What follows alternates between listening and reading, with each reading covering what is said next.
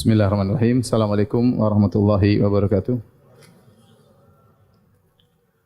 Alhamdulillahi ala ihsanih wa syukru lahu ala taufiqihi wa amtinanih wa asyhadu an la ilaha illallah wahdahu la syarika lahu ta'ziman li sya'ni wa asyhadu anna Muhammadan abduhu wa rasuluhu da'ila ridwani. Allahumma salli alaihi wa ala alihi wa ashabihi wa ikhwani. Hadirin dan hadirat yang dirahmati oleh Allah Subhanahu wa taala. Insyaallah pada kesempatan malam hari ini kita akan bahas tentang sifat-sifat Allah yang datang ala wajhil muqabalah, yaitu sifat-sifat yang datang namun dalam bentuk membalas, seperti wa makaru wa makarallah. Mereka berbuat makar, maka Allah juga buat apa? Makar. Wallahu khairul makirin. Allah sebaik-baik yang melakukan makar. Innahum yakiduna kaida wa akidu kaida. Mereka bikin kait, trik, rencana yang buruk, maka aku pun buat trik kepada mereka. Jadi Allah melakukan kait, trik yang buruk atau makar dalam rangka membalas orang yang melakukan makar. Itu namanya sifat al-waridah. As-sifat al-waridah ala wajhil muqabalah. Sifat-sifat yang datang dalam rangka membantah yang lainnya, ya, sebagai balasan. Sebelum saya sampaikan pembahasan ini, saya mengucapkan jazakumullah khairan kepada para ikhwan, para akhwat yang masih setia hadir, ya. Karena pembahasan kita memang berat, ya, sudah mulai berguguran, ya. Kalau antum bukan dengan izin Allah kemudian antum tidak hadir, siapa yang mau dengar pengajian saya, ya? Tapi ini harus saya sampaikan, ya. Dan memang berat dan terus akan berat, ya. Mungkin nanti mulai ringan kalau kita sudah bahas masalah aliman bil yaumil akhir, masalah sahabat, masalah hal-hal seperti itu. Tapi masalah semua sifat penuh dengan syubhat, sehingga kita harus meletakkan kaedah-kaedah dalam rangka untuk menyelamatkan kita sendiri agar tidak terjerumus dalam syubhat-syubhat ahlul bidah, dan juga dalam rangka membantah pemikiran mereka. Taib. Syekhul Islam Ibnu Taimiyah rahimahullah dalam bab ini beliau membawakan 3 ayat. Pertama, wa huwa syadidul mihal. Yang kedua, wa makaru makrallahu wa makarna makran wa hum la yash'urun. Kemudian innahum yakiduna kaidan wa akidu kaida. Ya. Sebelum saya membahas masalah ini, saya akan mengingatkan kembali tentang masalah pengkabaran tentang Allah Subhanahu wa taala.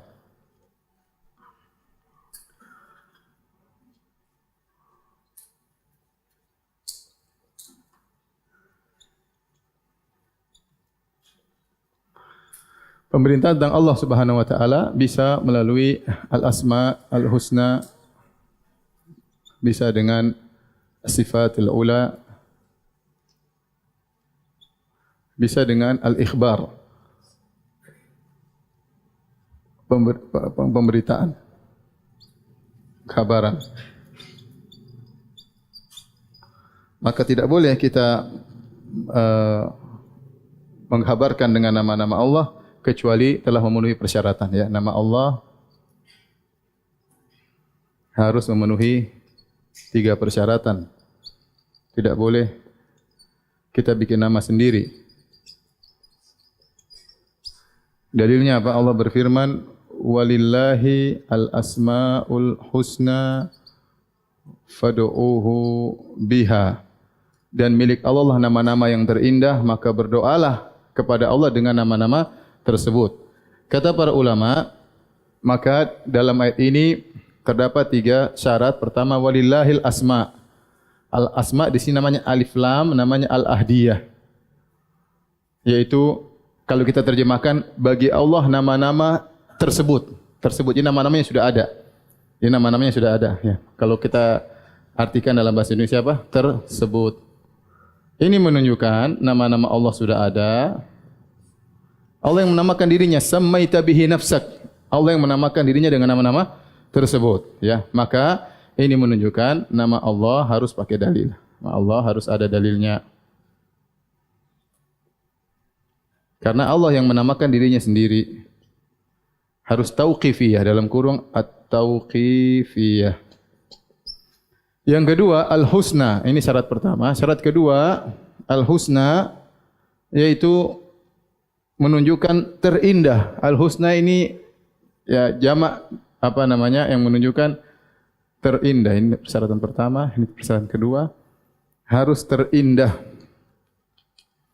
Itu yang mencapai puncak keindahannya, terindah. Sehingga seluruh nama Allah harus menunjukkan keindahan secara sendirinya. Sehingga ada sebagian sifat yang tidak dijadikan nama seperti al-murid ya. Al-murid yang berkehendak ini tidak dijadikan nama, ini bukan nama ya. Bukan nama karena kehendak tu ada yang baik, ada yang buruk dan macam-macam seperti itulah ya. Mereka mengatakan masih ada kemungkinan yang lain. Apalagi misalnya nama Allah bilang ada sebagian ulama nama Al-Makir, sang pembuat makar. Ini tentunya namanya yang artinya apa? Sangat buruk. Artinya apa? Sang Maha pembuat makar misalnya. Enggak cocok. Sehingga tidak bisa dijadikan nama Allah Subhanahu wa taala. Kemudian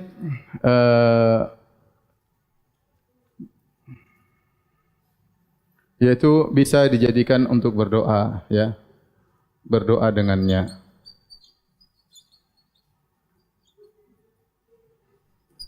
Kita gunakan nama-nama tersebut untuk berdoa. Ini secara singkat mengenai Asmaul Husna. Adapun sifat-sifat Allah Subhanahu wa taala, maka ini juga harus dengan dalil. Sudah kita sebutkan pada pertemuan yang dulu bahwasanya ada sifat namanya As-Subutiyah yang ditetapkan. Ada sifat Al-Manfiyah atau Salbiyah. Al-Manfiyah yang dinafikan. Dinafikan banyak seperti tidur, capek ya, la ta'khudhu sinatun wala naum, ngantuk ya. Mama masana min lughub, kami tidak ditimpa dengan keletihan ya. Allah tidak hayyun la yamut, tidak apa? Tidak mati dan banyak.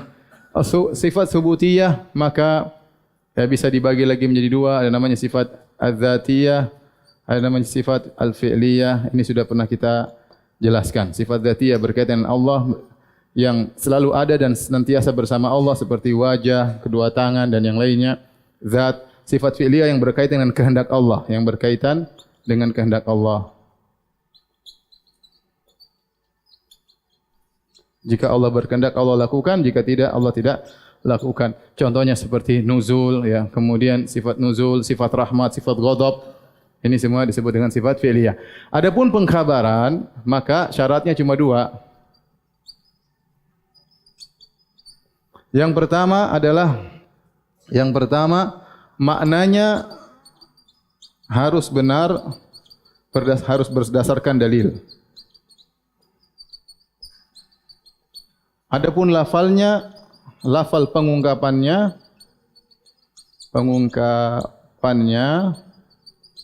tidak boleh buruk.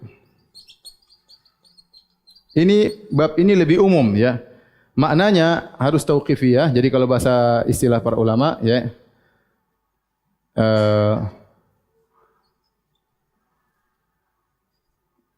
tauqifiyah maknan la lafzan.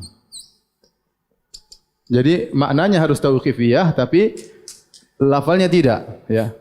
Contoh misalnya contoh kita bilang Allah al-mawjud. Al-mawjud yang ada. Misalnya asy-syai'. Qul ayu syai'in akbaru syahada. Dalam Al-Qur'an Allah sebutkan, qul ayu syai'in akbaru syahada. Ini bukan nama, bukan. Nama harus indah. Mawjud apa artinya? Ya, mawjud bukan indah. Syai' sesuatu juga bukan apa? Indah ya. Misalnya wajibul wujud. Ya. Yang harus ada misalnya. Ya, maka ini namanya pengkhabaran tentang Allah Subhanahu. Misalnya orang mengatakan Allah adalah as-sani', sang kreator misalnya. Enggak ada masalah, yang penting maknanya benar. Memang Allah mencipta, tapi ini bukan nama Allah Subhanahu wa taala ya. Karena as-sani' masih ada banyak kemungkinan-kemungkinan ya. Seperti al-qadim. Qadim ini juga pengkhabaran, tapi ini bukan nama Allah karena ada mengandung makna kemungkinan yang kurang pas, tetapi kita bawakan kepada makna yang benar. Seperti orang Indonesia, selama maknanya enggak salah enggak apa. Seperti orang Jawa mengatakan Allah dengan Gusti Pangeran ya. Apa namanya? Iya. Gusti Allah, bukan Gusti Pangeran. Gusti Allah. Ini tidak apa-apa, yang penting maksudnya benar ya. Misalnya kita sebut apa? Pencipta. Ini kan pencipta terjemahan apa? Terjemahan Sani atau terjemahan Khalik? Intinya boleh. Atau kita bilang wahai zat yang memahamkan Sulaiman, ya mufahimas Sulaiman, yang memahamkan Nabi Sulaiman. Disebutkan salah seorang ulama kalau dia dalam kondisi sulit tidak paham dia berdoa, ya mufahimas Sulaiman. Wahai yang memahamkan Sulaiman, fahimni, bikinlah aku apa? Paham. Allah bukan namanya mufahim, tapi ini pengkhabaran tentang Allah Subhanahu wa taala. Syaratnya yang penting tidak boleh buruk maknanya. Itu aja. Nah, kalau ada kata-kata yang rawan ya. Rawan sebaiknya kita tinggalkan. Contoh Allah mesra misalnya. Ini repot, khawatir mesra itu ada mengandung makna syahwat misalnya. Misalnya Allah apa? Romantis. Sebaiknya juga kita tinggalkan. Romantis biasanya laki-laki dengan apa? Perempuan ya. Ada enggak romantis om dengan om? Enggak ada kan? Biasanya laki-laki dengan perempuan ada namanya apa? Romantis. Misalnya keren ya. Gimana ya bilang keren ya? Kurang ya mungkin bisa ditafsirkan dengan mana, tapi sebaiknya dijauhi. Kita sedang berbicara tentang apa? Tuhan, bukan orang. Ya, tidak sembarang. Para ulama memberikan syarat tentang nama-nama Allah, maka tidak boleh kita sebut Allah kecuali dengan makna yang baik. Kalau makna-makna mengandung makna yang khawatir tidak baik, sebaiknya kita tinggalkan ya. Sebaiknya kita tinggalkan. Romantis, mesra, keren, apalagi ya macam-macam. Ya, kalau seperti Ibunda Aisyah kita bilang, Ibunda Aisyah gaul kan enggak enak dengarnya. Ya. Itu kalau Aisyah jadi bilang gaul kita enggak enak dengar, apalagi Tuhan. Maka jangan sembarang kita berbicara. Intinya perlu hati-hati. Inilah bentuk pemberitaan tentang Allah Subhanahu wa taala, bisa dengan Asmaul Husna, bisa dengan sifat-sifatnya, bisa dengan ikhbar. Ikhbar ini agak luas, tetapi ada aturannya, harus ada maknanya, harus ada dalilnya, tidak boleh maknanya salah. Tetapi lafalnya boleh bebas, tetapi tidak boleh dengan lafal yang buruk. Tapi kalau sudah tolong hapus.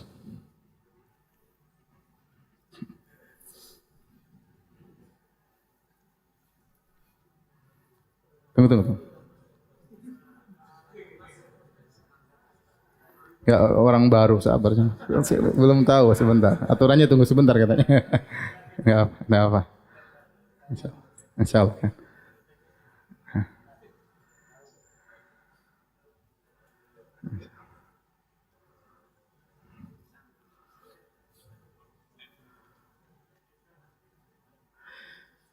Jadi kalau untuk sifat dan nama harus tauqifiyah ma'nan wa lafzan ya. Lafal dan maknanya harus dalil. Adapun ikhbar, lafalnya tidak harus pakai dalil, yang penting maknanya benar ya.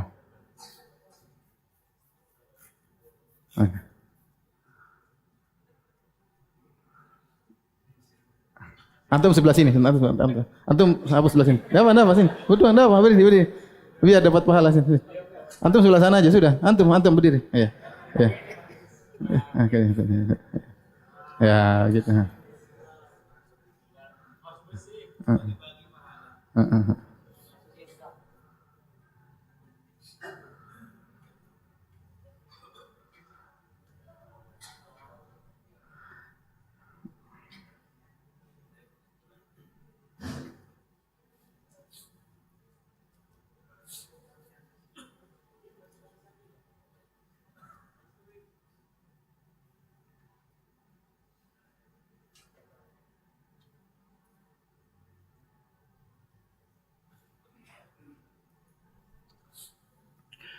Pembagian berikutnya yang berkaitan dengan bahasan kita ya.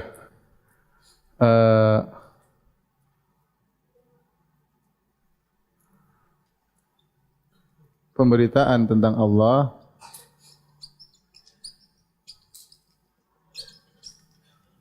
ditinjau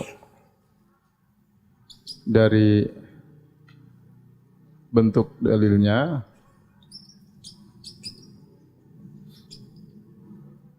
dibagi menjadi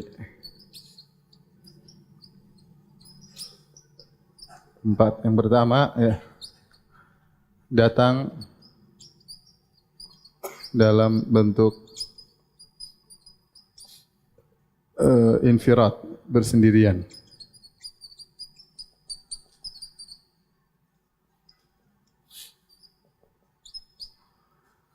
Kemudian yang dua, datang dalam bentuk bergandengan.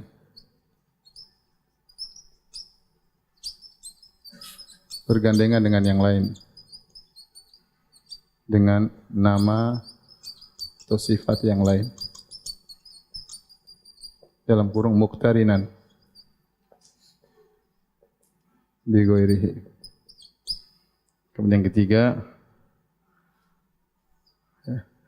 dalam bentuk penyandaran.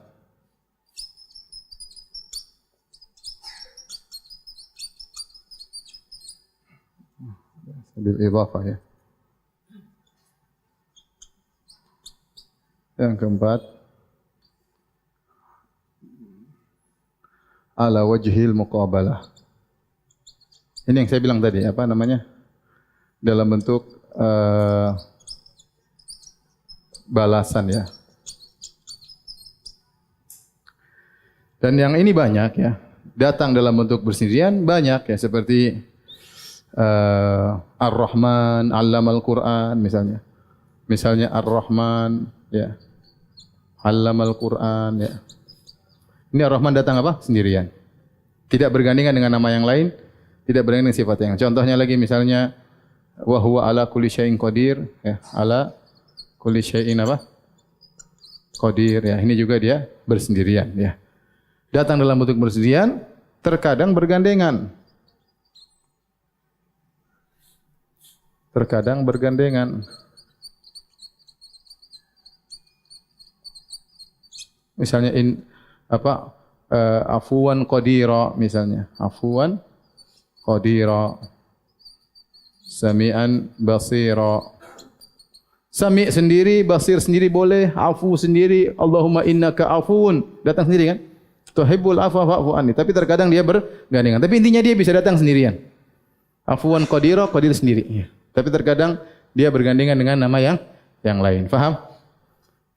Ada yang datang dalam bentuk bergandengan, ya, seperti kata para ulama, al-qabid, al-basit, yang menggenggam, yang membentangkan. Maksudnya masalah rezeki, menggenggam rezeki, menyempitkan rezeki, ya, dan membentangkan karunia.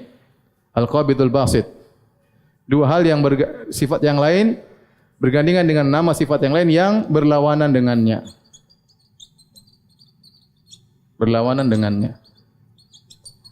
Al-qabidul basit, kemudian al-khafid, ar-rafi', yang merendahkan, yang meninggikan, seperti al-mu'izz, al-muzil, yang memuliakan, yang menghinakan, ya. Ini contoh dia saling apa? Bergandengan. Contohnya al-mu'ti, al-mani', yang memberikan dan yang menghalangi. Al-mu'ti mani', an-nafi' ad-dar. Nafi' ad-dar, yang beri manfaat, yang beri kemudaratan. Kemudian al-afu wal muntaqim. Al-afu al-muntaqim. Baik, ini dua nama yang bergandengan tetapi maknanya kontradiktif, ya. Menggenggam, membentang, ya. Merendahkan, meninggikan. Memuliakan, menghinakan. Memberikan, melarang, mencegah. Memberi manfaat, beri mudarat, memaafkan, membalas. Khilaf di kalangan para ulama. Bolehkah kita menyebut Allah dengan salah satu dari nama ini? Misalnya kita menamakan anak kita Abdul Mu'ti, boleh enggak? Padahal Mu'ti tidak datang, tidak sempurna makna Mu'ti kecuali digandingkan dengan Al-Mani', ya. Ya, la mani alima a'tait wa la mu'ti lima mana'ta. Dengan kita mengatakan tidak ada yang bisa memberikan apa yang kau halangi dan tidak ada yang bisa menghalangi apa yang kau berikan. Dengan digabungkannya dua makna yang kontradiktif ini menunjukkan Allah Maha Kuasa. Semua diatur oleh rububiyah Allah Subhanahu wa taala. Karena dialah yang memberi dan dia juga yang mencegah. Dialah yang merendahkan, dialah yang meninggikan. Dialah yang menggenggam rezeki, dia juga yang melapangkan rezeki. Dia yang beri manfaat, dia juga yang beri apa? Mudarat. Dia yang maafkan, dia juga yang membalas. Jadi kalau tidak digabungkan dua nama ini, kesempurnaan Allah tidak begitu nampak. Beda tatkala digabungkan Al-Mani', Al-Mu'ti, yang memberi dan yang apa? Mencegah. Sehingga kita semua tahu di dunia ini hanya Allah yang melakukannya. Bisa menggabungkan mencegah dan apa? Memberi. Nah, bagaimana kalau kita menyebutkan salah satu nama ini? Maka ada dua kondisi, ya. Hukum, ya, menyebut salah satu nama. Salah satu nama saja. Ada dua kondisi. Pertama, ya, sisi makna yang negatif, ya. Maksudnya ad-dar, ya. Negatif apa? Misalnya al-muzil yang menghinakan, al-qabid yang menjempitkan rezeki, al-khafid yang merendahkan, ad-dar yang beri mudarat, al-muntaqim. Boleh enggak kita kasih nama kita Abdul Muntaqim? Abdul Dar, ya, hamba sang pemberi mudarat, enggak boleh. Maka ini sepakat tidak boleh, sepakat ulama tidak boleh. Contohnya apa? Abdul Dar, enggak boleh. Ini haram hukumnya. Kenapa tidak boleh? Karena ad-dar tidak datang kecuali bergandengan dengan apa? An-nafi'. Maka sebagaimana datang bergandengan, ini semua bergandengan datang dalam makna, ya. Bergandengan, maka kita harus sampaikan juga dengan bergandengan. Tetapi pada sisi makna yang positif,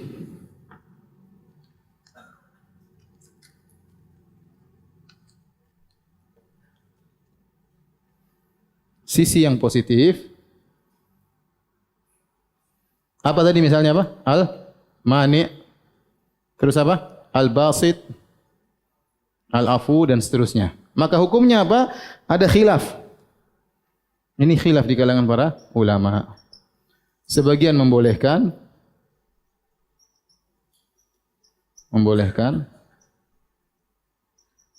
sebagian tidak boleh.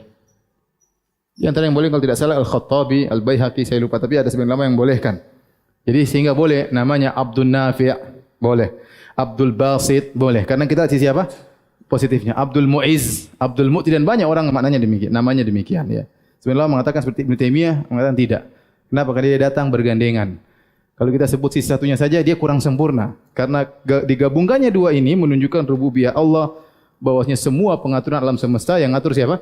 Allah Subhanahu wa taala. Paham sampai sini? Baik. Dalam bentuk idhafah penyandaran, maka ini banyak contohnya, ya. Seperti dalam Al-Qur'an di antaranya Dzul Jalali wal Ikram, ya. Dzul Jalali wal Ikram. Apa maknanya Dzul Jalali wal Ikram? Jalla Jalaluh, sering dengar enggak? Dzul Jalali wal Ikram, pemilik Al-Jalal, keagungan. Al-Ikram ada makna Al-Ikram, ada dua makna. Dia mengatakan Al-Ikram maksudnya yang memuliakan wali-walinya, atau Al-Ikram adalah zat yang paling utama untuk dimuliakan. Paham? Al-Ikram ada dua makna. Dzul Jalal wal Ikram. Ikram artinya pemuliaan. Maka dua makna ditafsirkan. Al-Ikram artinya Allah yang memuliakan wali-walinya, atau Al-Ikram artinya dialah zat yang paling utama untuk dimuliakan. Di sini ada idhafah, ada zu, pemilik, sang pemilik keagungan dan sang pemilik apa? Kemuliaan. Contohnya Allah mengatakan wa huwa khairul fasilin. Ini pengidhafahan, ya, dan dia sebaik-baik yang memberikan keputusan. Dalam Al-Qur'an datang huwa khairul fasilin. Contohnya Dzul Ma'arij, sang pemilik ketinggian. Ya. Ilallahi dzil ma'arij, ya, dalam surat Al-Ma'arij. Kemudian contohnya khairul fatihin. Wa anta khairul fatihin. Kemudian contohnya lagi khairur rahimin. Wa anta khairur rahimin. Ya. Arhamur rahimin. Misalnya khairul ghafirin. Sebaik-baik yang memaafkan. Taib. Ini namanya dalam bentuk penyandaran idhafah. Kita boleh berdoa dengan ya dzal jalil wal ikram, ya khairal fasilin, ya dzal ma'arij, boleh. Tapi kalau kita doa kita panggil ya jadi fathah semuanya, ya. Ya khaira al-fasilin. Ya dzal jalali wal ikram. Kalau ada yang baca ya dzul jalali wal ikram itu berarti bahasa Arabnya kurang beres, dia enggak tahu berarti. Harusnya dimansubkan. Ya khairal fatin, ya khairal rahimin, ya arhamar rahimin, ya khairal ghafirin. Boleh, ya. Dalam doa kita boleh mengungkapkan dengan demikian. Nah, topik pembahasan kita adalah di sini ala wajhil muqabalah, ya. Dan itu ada dua model, ya. Ada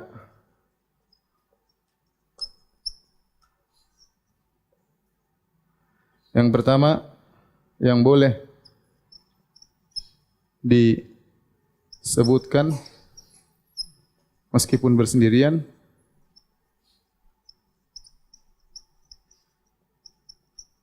Yang kedua, tidak boleh disebutkan, tidak boleh dibawakan maknanya kecuali dalam bentuk muqabalah atau dalam bentuk balasan. Yang boleh disebutkan meskipun bersendirian banyak ya, seperti yuhibbuhum wa yuhibbuna. Yuhibbuhum wa yuhibbuna. Ini muqabalah, ya. Allah mencintai mereka dan mereka juga mencintai apa? Allah. Kita boleh menyebutkan sisi mahabbah sendiri. Allah memiliki sifat mahabbah banyak dalam ayat. Wallahu yuhibbus sabirin, innallaha yuhibbut tawwabin wa yuhibbul mutatahhirin. Saya ulangi, di sini sifat mahabbah Allah datang dalam bentuk bergandengan atau tidak? Dalam yuhibbuhum wa yuhibbuna. Paham? Tetapi kita juga boleh menyebutkan tanpa bergandengan, karena dalam ayat yang lain banyak sifat mahabbah disebutkan secara sendirian. Wallahu yuhibbus sabirin, innallaha yuhibbut tawwabin wa yuhibbul mutatahhirin. Ya, dan seterusnya, ya. Contohnya lagi misalnya fadhkuruni adzkurkum, ya. Ingatlah aku maka aku akan mengingat kalian. Kita boleh menyebutkan Allah yazkur, Allah menyebutkan contohnya. Fadhkuruni adzkurkum.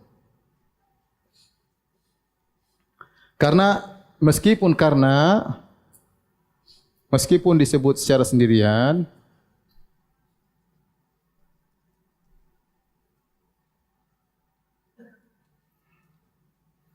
maknanya tetap baik.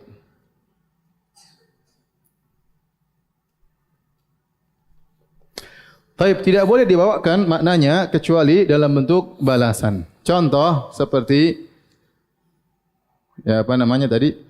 Innahum yakiduna kaida wa akidu kaida. Ya, sungguhnya mereka membuat makar dan aku juga membuat trik. Kaidah itu trik lah. Kemudian wa makaru makran wa makarna makran. Wa makaru makran wa makarna makran. Atau ayat yang apa? Wa makaru makran wallahu apa? Wallahu khairul makirin. Contohnya lagi, misalnya apa?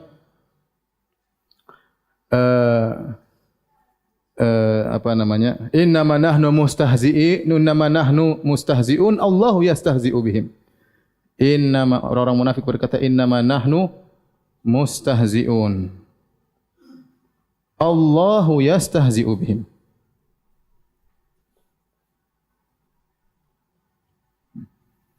Contohnya lagi banyak ya. Dan yang ala wajhil muqabalah banyak. Ada juga yang boleh seperti apa? Wa ammal ats-tsalits fastahya Allahu minhu. Jadi Rasulullah sebutkan tentang 3 orang yang datang, yang satu maju ke depan, yang satu malu. Sehingga dia di belakang. Kata Nabi, yang terakhir, yang ketiga dia malu, maka Allah pun malu dengan dia. Ya. Istahya fastahya Allahu minhu.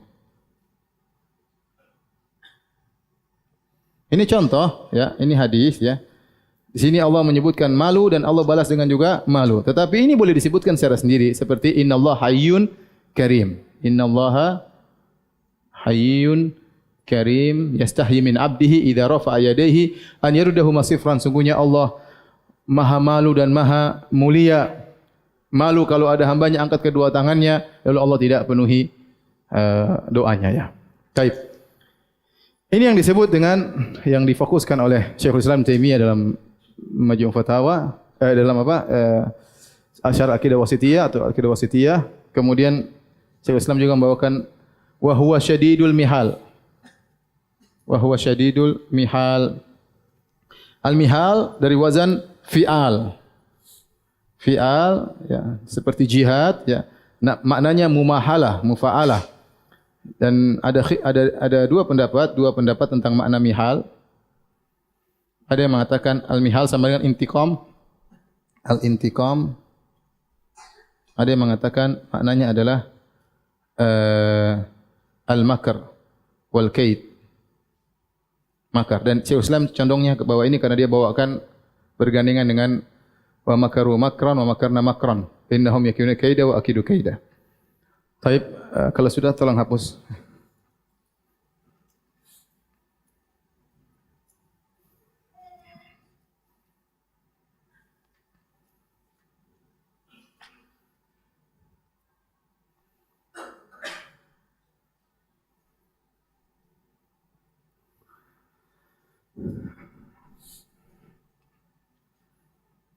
Ada yang bertanya sebelum dihapus? Ada yang mau nanya? Apa? Sudah terlanjur salah? Perbaiki. Contoh, tunggu. Salahnya gimana contohnya?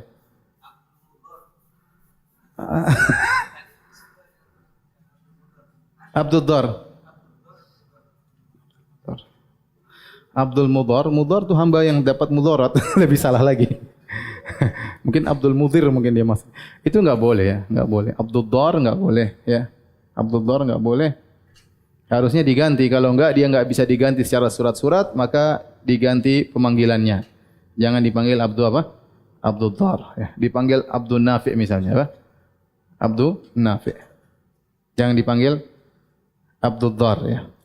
Karena itu sepakat ulama tidak membolehkan penamaan hamba dengan sisi negatif dari dua nama yang selalu bergandengan.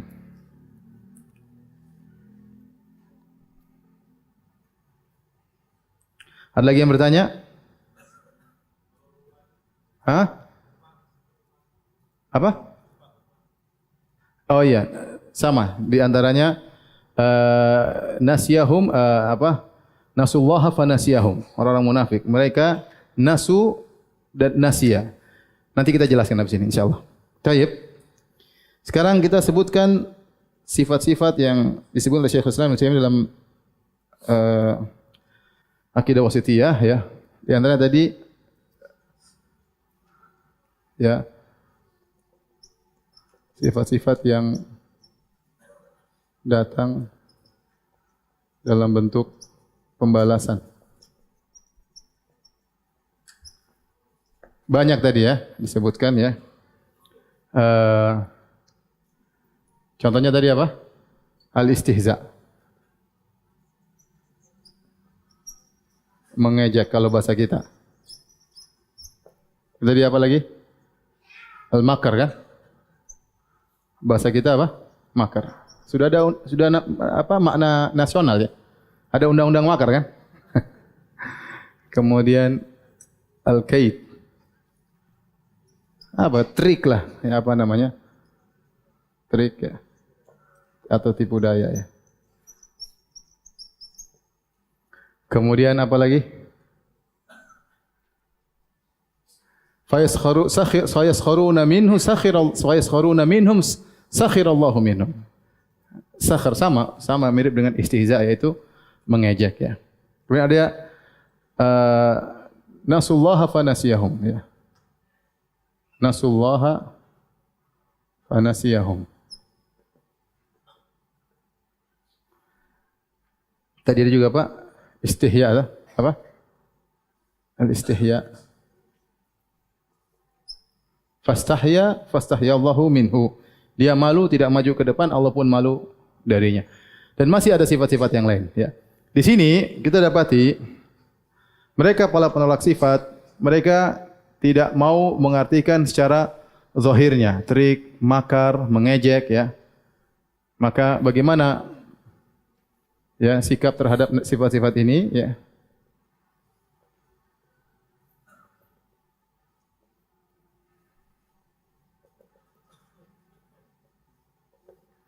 Menurut ahlu sunnah, menurut para penolak sifat,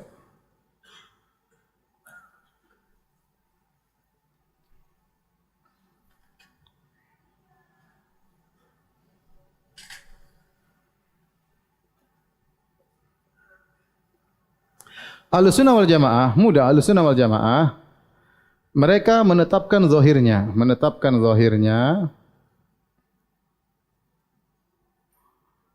pada makna yang baik ya, pada makna yang baik. Karena sifat-sifat ini ada dua kemungkinan. Pertama, kemungkinan yang baik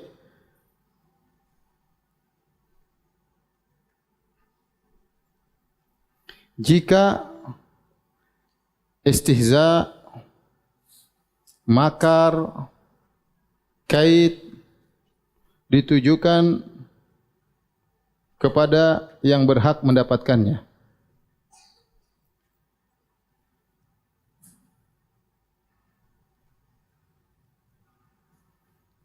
Maknanya buruk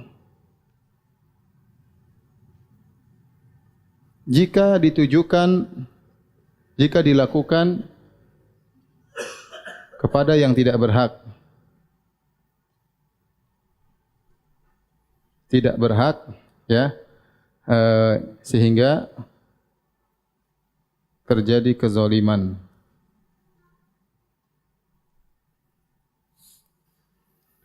Kalau antum lihat ayat-ayat, jadi makar jelek. Kalau kita bikin makar orang enggak berhak, ya kita bikin makar kena undang-undang makar ya, enggak boleh. Tidak boleh. Semua orang tahu buat makar kepada orang baik enggak boleh. Tetapi kalau membalas makar dengan makar itu hebat berarti. Musuh punya makar, kita bikin makar, kita bisa mengalahkan dia, terpuji atau tidak? Terpuji. Bahkan manusia terpuji jika bisa membalas makar dengan apa? Dengan makar. Apalagi Allah, wallahu khairul makirin. Maka kalau kita lihat ayat-ayatnya, maka istihza, misal mukhada'ah juga. Di antaranya juga al-mukhada'ah, khida. Ya. Menipu ya. Seperti innal munafiqina yukhadi'una Allah. Sungguhnya orang munafik menipu apa? Allah. Wa huwa khadi'uhum. Allah yang menipu mereka. Kalau kita bilang nipu saja jelek. Tapi kalau menipu kepada orang penipu maka baik, enggak ada masalah. Dia mau menipu justru dia yang tertipu, paham? Dia yang menipu, dia justru tertipu. Dia berbuat makar, justru dia yang terkena makar, misalnya. Maka itu justru pujian. Ya. Jadi kita bilang sifat-sifat ini ada dua kemungkinan. Kemungkinan baik jika ditempatkan pada orang yang berhak mendapatkannya. Adapun jika tidak pada tempatnya, hanya sekedar mutlak, maka tidak boleh karena dia maknanya buruk. Makar itu kesannya buruk. Makanya tidak boleh kita menambahkan Allah dengan al-makir. Karena sekedar al-makir ini mengandung dua kemungkinan, paham? Saya ulangi, tidak boleh al-makir. Padahal Allah khairul makirin. Ini tidak boleh. Karena kenapa? Mengandung dua makna. Kalau dimutlakan maknanya buruk. Ya, kalau dimutlakan maknanya apa? Buruk. Taib. Di antara ayat-ayat yang menunjukkan akan hal ini. Contoh seperti kisah Nabi Isa alaihissalam. Kata Allah Subhanahu wa taala, wa makaru makran ya. Wallahu khairul makirin. Mereka membuat makar dan Allah sebaik-baik pembuat makar. Bagaimana kisahnya? Orang-orang Yahudi bekerja sama dengan pemerintah Romawi ingin menangkap dan menyalib Nabi Isa alaihissalam. Maka mereka melakukan makar bagaimana menyebab Nabi Isa sehingga ada muridnya atau temannya yang berkhianat kemudian menunjukkan ke tempat persembunyian Nabi Isa alaihissalam. Dengan makar tersebut akhirnya mereka menemukan ya persembunyian Nabi Isa. Tentu dengan membuat makar, dengan membuat berita-berita yang tidak benar kepada penguasa tatkala itu, ya karena penguasa tatkala zaman Romawi, sehingga akhirnya dengan makar yang disusun oleh orang Yahudi bekerja sama dengan Romawi, akhirnya Nabi Isa ketangkap. Mereka buat makar. Tapi apa Allah balas makar mereka? Maka Yahuda Iskariot katanya atau yang lainnya, dia ingin ngecek benar Nabi Isa atau tidak di situ di tempat persembunyiannya. Waktu Yahuda Iskariot datang ke sana ingin melihat Nabi Isa, ternyata Nabi Isa diangkat oleh Allah Subhanahu wa taala. Kemudian dia wajahnya dijadikan seperti wajah siapa Nabi Isa, ya. Walakin syubbiha lahum, kata Allah. Akan tapi dibuat wajah yang mirip dengan Nabi Isa, yaitu murid tadi yang berkhianat. Akhirnya dialah yang disalib, ya. Dia yang disalib. Makanya Allah mengatakan mereka buat makar, tapi Allah yang terbaik membuat apa? Makar. Contoh sederhana, makar dibalas dengan apa?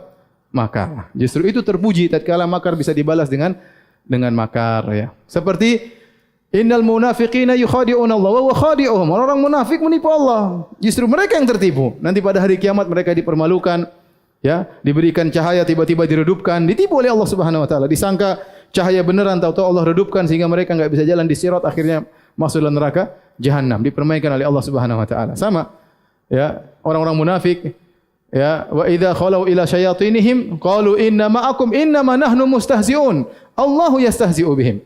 Jika mereka kembali kepada orang kafir, mereka mengatakan kami bersama orang beriman itu hanya sekedar ngejek mereka, kami ngejek mereka. Allahu yastahzi'u bihim.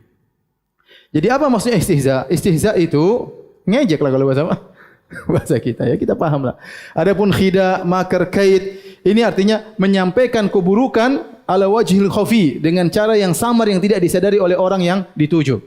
Secara umum makna khida, makar dan trik adalah membalas dengan keburukan dengan cara yang mereka tidak sadari. Maka Allah namakan dengan bahasa Arab khida atau makar atau apa? Kaid. Faham? Makanya justru kita menetapkan sifat ini justru menunjukkan Allah Maha melakukan demikian. Nah, mereka para penolak sifat, mereka tidak bisa terima ini semua. Kata mereka, kalau kita tetapkan sifat-sifat ini berarti kita mencela Allah. Maka ini semua harus ditakwil, harus ditakwil. Maka mereka mengatakan harus ditakwil.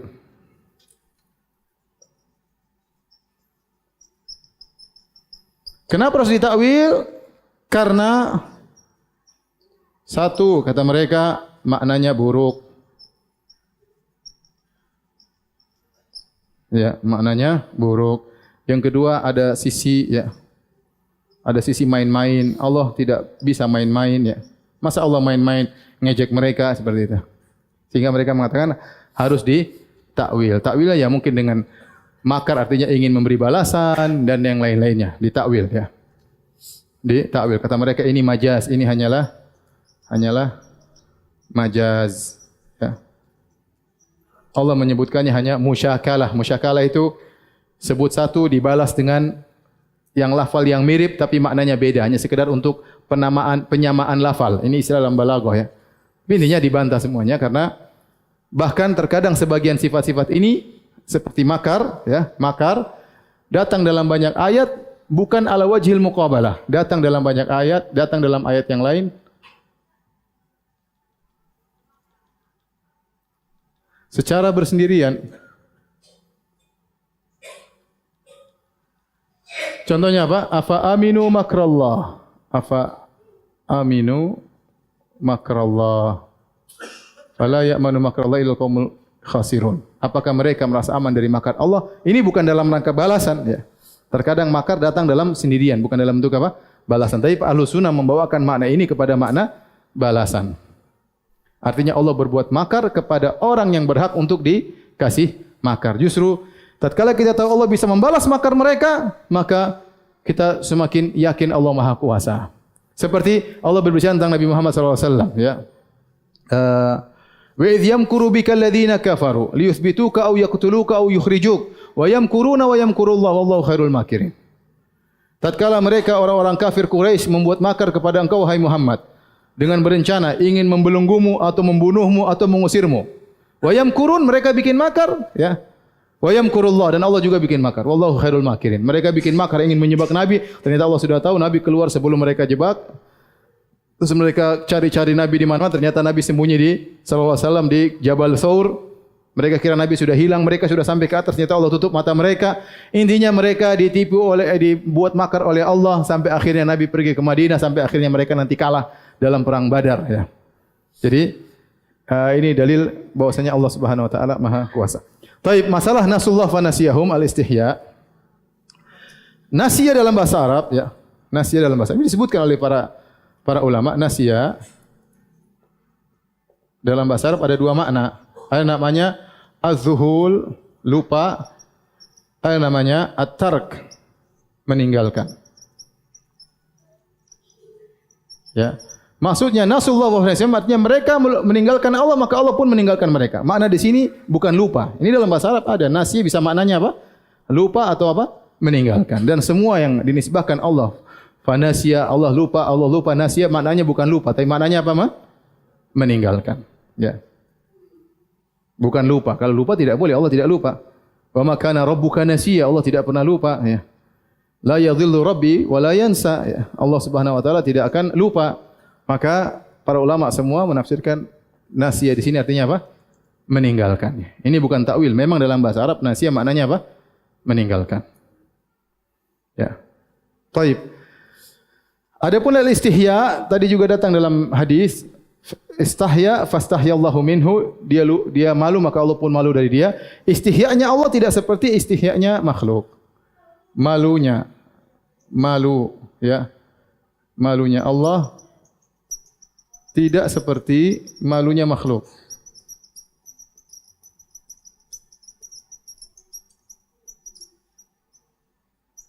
Kenapa? Malunya makhluk biasanya apa? Karena takut. Enggak mampu misalnya. Ya. Dan lain-lain ya. Kemudian jadi apa gitu. Adapun malunya Allah Subhanahu wa taala kata para ulama karena begitu dermawannya Allah sehingga Allah malu, hambanya sudah mengangkat tangan, Allah tidak apa? Allah tidak berikan. Begitu baiknya Allah, karena begitu rahmatnya Allah. Rahmatnya Allah ya. Allah malu tidak mengampuni hambanya. Bukan karena kekurangan ya. Justru karena kelebihan yang Allah miliki. Seperti itu ya. Seperti itu.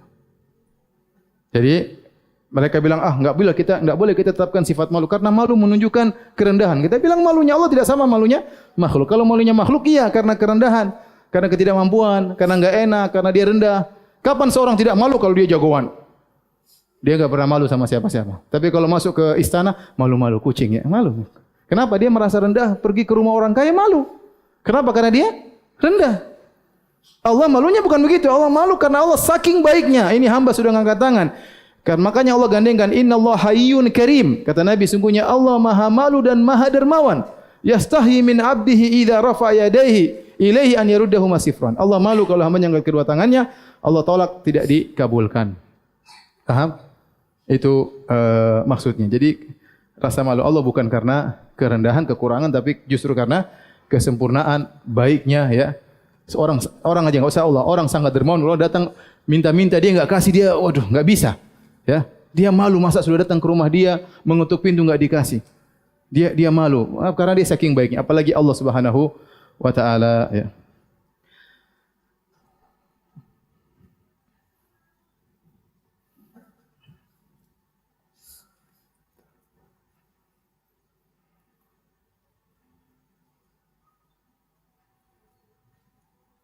Azan.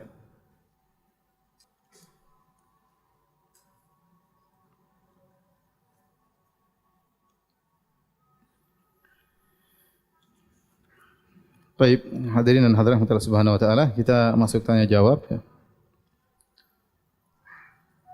Ustaz, bagaimana cara terbaik berdoa dalam sujud? Apakah boleh menerapkan semua adab doa seperti memuji Allah, bersalawat kepada Nabi, mohon ampun? Boleh ya. Syekh bin Baz ditanya dan dia mengatakan boleh, rahimahullahu taala. Boleh seorang dalam sujud kemudian dia bersalawat, memuji Allah, kemudian dia meminta sebagaimana adab dalam doa. Tapi kalau kita salat berjamaah, tentunya kita mengikuti imam ya. Idza kabbara fakabbiru. Kalau imam sudah bangkit, bertakbir kita juga bangkit karena ju'ilal imamu liyutamma bih. Imam dijadikan untuk diikuti. Tapi kalau kita salat sunnah, bebas terserah kita ya. Terserah kita mau doa lama-lama. Sebagaimana diriwayatkan dari Abdullah bin Zubair, Beliau kalau sudah salat habis maghrib, beliau sujud dan beliau tidak angkat kepalanya kecuali azan Isya. Ya. Radhiyallahu ta'ala anhu. Ustaz, boleh tidak menggibahi hewan seperti kucing yang kita pelihara di rumah? Tidak usah bicara kucing, manusia aja susah kita kucing tidak ada larangan untuk menggibah kucing. Ya, karena Nabi SAW waktu ditanya tentang gibah atau Rasulullah SAW bertanya, "Atadruna mal ghibah? Tahukah kalian apa itu ghibah?"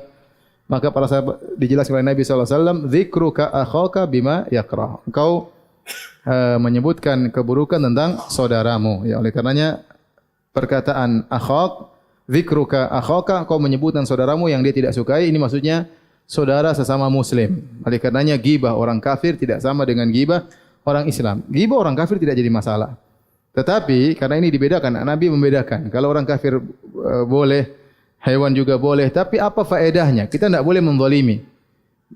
Kita manusia, kata Nabi SAW, tidak boleh apa ta'an, ya, walal la'an, walal fahish, ya, badhi, ya, tidak boleh suka melaknat, tidak boleh berkata-kata kotor, ya. Tapi kalau memang kucing mengganggu, kita bicarakan yang tadi ada kucing tetangga parah itu enggak ada masalah, enggak ada masalahnya kita bicara. Tapi kalau enggak ada angin, enggak ada hujan, itu kucing di sana, ngapain gua ngomong kucing? Enggak ada kerjaan. Ya, dosa sih enggak sih, cuma enggak ada kerjaan, kurang kerjaan, buang-buang waktu, ya. Ya. Tapi kalau antum gibahi kucing ternyata berkaitan dengan pemilik kucing, itu gibah. Itu kucing parah itu. Emang gibah maksudnya pemilik apa?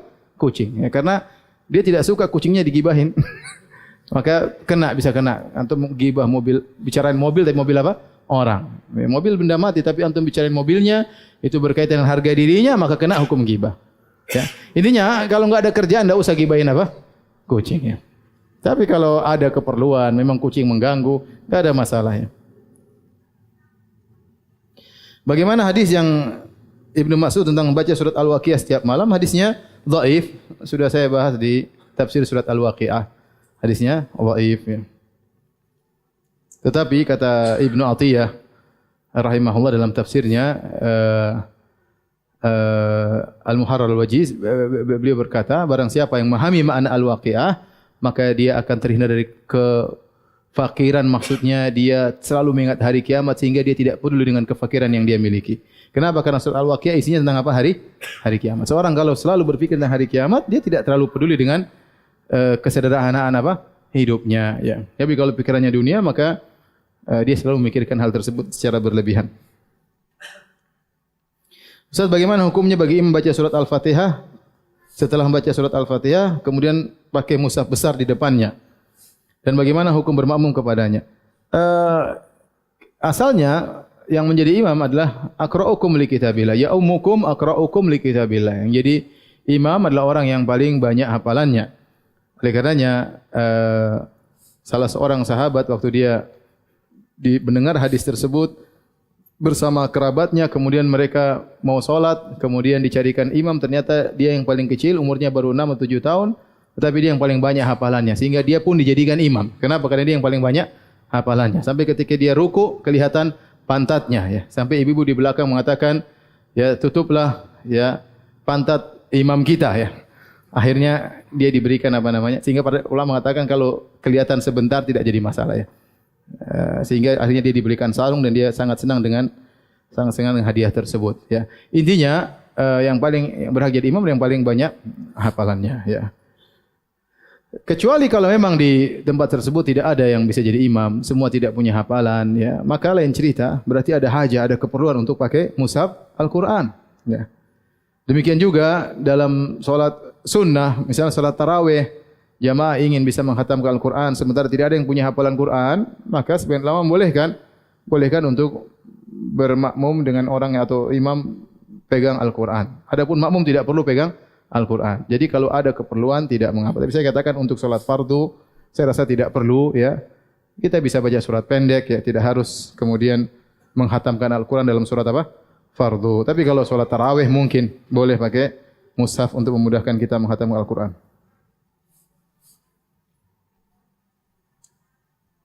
Ustaz, bolehkah memberi nama anak Ikram atau Karim? Enggak ada masalah, ya. Ikram berarti dari masdar. Ya, Ikram artinya pemuliaan, Karim adalah orang yang mulia. Karim boleh digunakan untuk nama Allah, boleh juga selain Allah seperti Muhsin, Karim ya, banyak ya.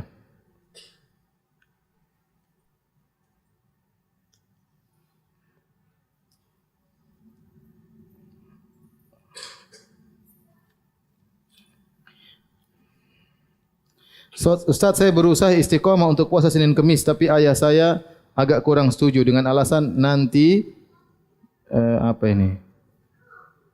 Takat saya kurus, apa? Badan saya mungkin. Jadi bagaimana menanggapinya? Nanti takut saya kurus, ya. Masya Allah, ayahnya perhatian. Kamu jangan puasa nanti apa? Kurus. Bilang sama ayah, ayah tenang ayah. Saya sahurnya banyak, bukannya banyak. Insya Allah. Nanti kita buktikan bahwasanya tidak puasa tidak harus apa? Kurus. Sampaikan ya baik-baik. Jadi ayah ini sembarang ya menghalangi saya menjalankan sunnah. Jangan ya. Jawab baik-baik aja insya Allah ya. Nanti saya makannya banyak, bukannya juga apa? Banyak insya Allah. Berarti ayahnya sayang ini. Bukan ayahnya bilang, puasa aja biar hemat.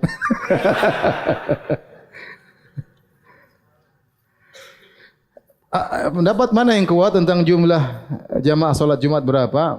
Karena saya ada niat magang di Jepang ya. Antum apa namanya download Bekal Islam situ ada penjelasannya ya.